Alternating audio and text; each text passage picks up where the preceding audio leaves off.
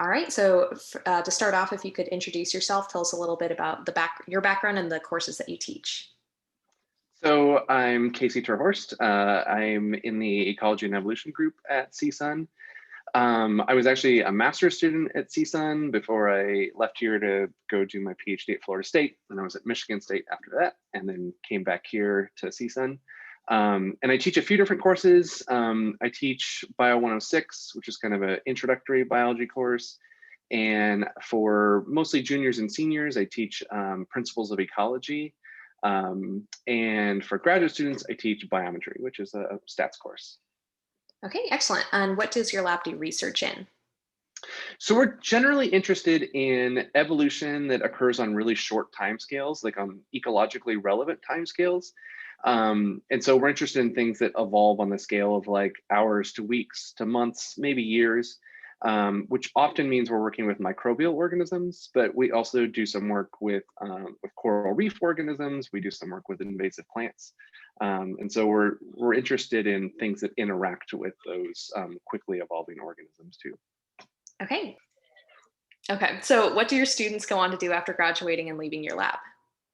So our students go on to do a mix of things. About half of them have gone on to PhD programs at really good schools. And then I have a student who is a marine biologist for the city of San Diego. I have another student who works in a nonprofit who does outreach to schools and does science communication there. So it's a mix of academic jobs and non-academic jobs. Okay, great. Is your research mostly field-based or lab-based? I would say our research is mostly lab-based. We do occasionally do a little bit of work in the field, but mostly we're doing small experiments in the lab. And so most of the stuff is constrained to the lab. And do your undergraduate and graduate students tend to publish their work? I hope so. So far, we have a good track record of that. So all the graduate students have been in the lab and have graduated, all have a publication, either as they come out of the lab or shortly thereafter. We have one undergraduate who just finished in the lab, and she had a publication. So our hope is that undergrads are coming out with a publication from an independent project too. Great. And how many hours a week do you expect from undergraduate and graduate students?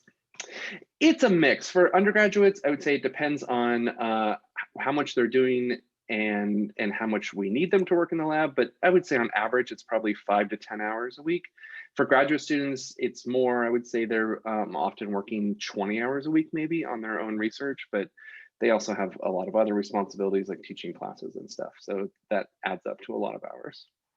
Okay, and then my last question is how should students get in touch with you if they're interested in joining your lab? The best way is to email me, which is just my name, casey.terhorst@csun.edu. But you can also look at our Twitter page too, and that's at EcoEvoLab on Twitter. But yeah, email is probably the best way. Okay, great. Well, thank you so much for your time. Thanks.